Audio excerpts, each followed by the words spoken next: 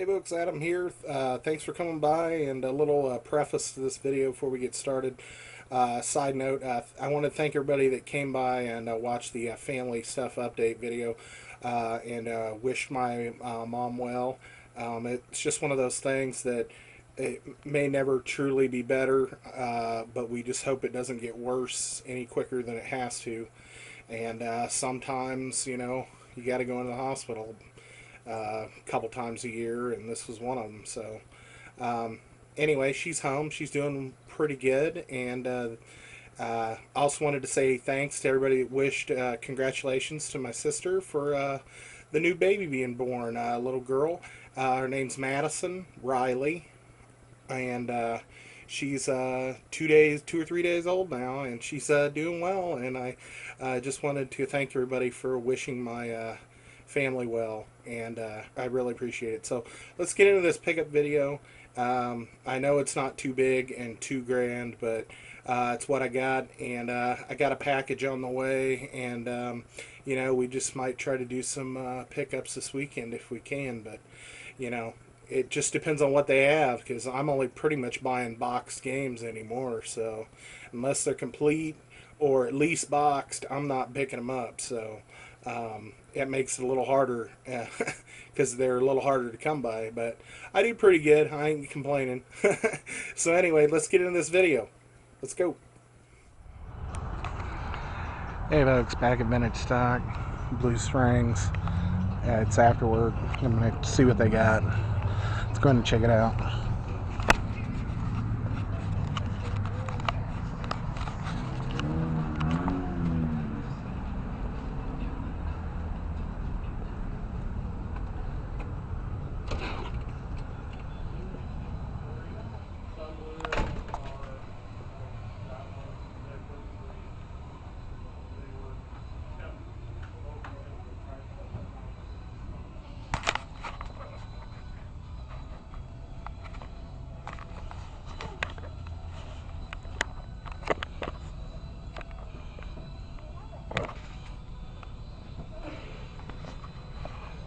Fatal Labyrinth.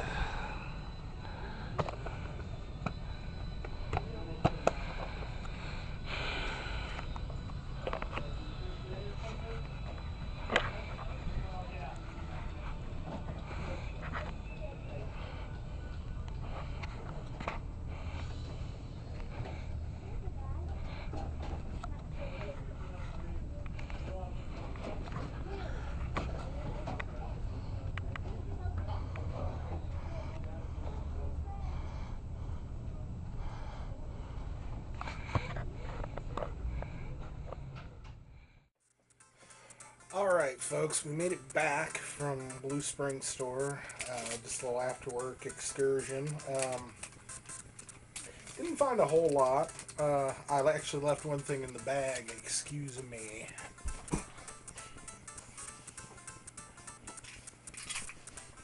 Oh, I couldn't do the episode without these. I picked up a little candy while I was there. I don't know if I should eat it. Doesn't sound like it's a good idea. But they're called Outbreak Mints, and that's the Umbrella logo on it. So I don't know if it's a good idea to eat the Outbreak Mints or not. I thought I might try one, but I don't know.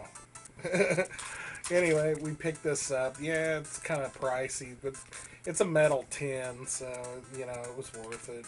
I don't know. A lot of the times I pick this stuff up, it's been like the Nintendo Cube and the controller and stuff. They had those tonight, and I thought that was kind of cool, so I picked it up. Since we're on a Resident Evil kick. But one of the games I showed you in the video from the store, and I did go ahead and pick it up, that game is Fatal Labyrinth. It is actually complete. It was $4.99. When I opened it up, though, this is not the cartridge that was in here. The one that was in here had one of those big white stickers on there, like this, that has like the metal underneath. When you pull it up, it kind of separates and tears everything to shit. It had one of those square in the middle of the label. And then on the side, it had like another label like this that said some obscure video store. They're wrapped around to the back. And so I was like, oh man, I don't know. Because this has got a little bit of that label on here, but I think if I take a hairdryer to it or something, I can get that piece of that label off of the instruction book. But I went and I looked at their loose carts, and they had another Fatal Labyrinth there. The label on this one is a little worn along this edge, but it beats the hell out of having a big sticker over the middle. So we went ahead and picked it up. Why? I don't know, because I've never played it before, but you know, it looked like kind of an adventure. You know, not really role playing, kind of role playing, but definitely an adventure, kind of Zelda-esque style of the game. And it's in the black box, and I'm a collector, and I like the black box stuff. Look, it's still got a little bit of this video here, network, whatever. I guess that's the rental place. I think that's stuck on that too, so we might work on getting that off of there, or we might leave it on there for the posterity of where this game's been, you know. So actually, it's not the game, because the game I replaced. The game case has been. So anyway, I picked that up. I wasn't really seeing a whole lot else, and I was more than content to just walk up to the front and pay for what I had and leave. But when I went up to the case up front, I looked in it, and they had a box Nintendo game. And it seems like anymore, if I find a box complete game, no matter what it is, I'll pick it up. If the price doesn't usually, the price doesn't go over $20. I mean, I kind of draw the line at $20 for these box games, and it has to be something kind of special for me to pay the 20, you know. But like, I'd probably pay 20 to get a Contra in the box. I have Super C, but it's missing the directions. But Contra complete, I would pay probably 20 for it. I don't know. There are a few. It depends if the mood struck me. If I've been looking for one, the Metroid with the yellow label, the classics version. If I could find one of those boxed, that would be sweet. I don't know. I'd pay 20 for that. But anyway, to get back to my point, they had a box Nintendo game up there, and I asked the guy if it was complete, and he goes, "You know, I'm not sure." So we went over and pulled it out, and it was complete. And I went and got it, but I already had a copy. And you may guess by the music, but I picked up Super Mario Bros. 3, and I paid $15 for it. It is complete. You know my fetish for plastic bags. It has the actual original plastic bag that has the hole in it for the game, which that was definitely a selling point for me. I like finding the bags and all the goodies that used to come in them, you know, the little reg cards and stuff. I mean, this copy of Super Mario isn't altogether. I might even actually have a better copy of the game, aside from the one that I have on my shelf already. I think I have another loose cart that might even look a little better than this one. But it did have the directions. Actually, I think I might have a second copy of the directions too, but it had the directions, and they're a little bit, it looks like they've been flattened out and wrinkled a little bit on the edge, but they're here. So I thought that was kind of neat that it had the bag and everything. And you know, we've talked about it before, and like I said, I'll pretty much buy anything if it's boxed, if it's, you know, the right price. This one, it's hard to find it for a decent price in the box, and then if you buy it online or something, you gotta ship it or whatever. So, you know, to pay $15 for it, that's no big deal. I think I paid $15 for my other copy, and I got it at the same store. I got my other copy of Super Mario 3 in the box at the Blue Spring store. So, you know, I'm not bullshitting you. I've got two of them here, so. This one, the color's a little better on the front of the box, but this one's actually less crushed. So, it's a trade-off. But, anyway, I really didn't need a second copy. I really need to pick up Super Mario Bros. 1 and 2.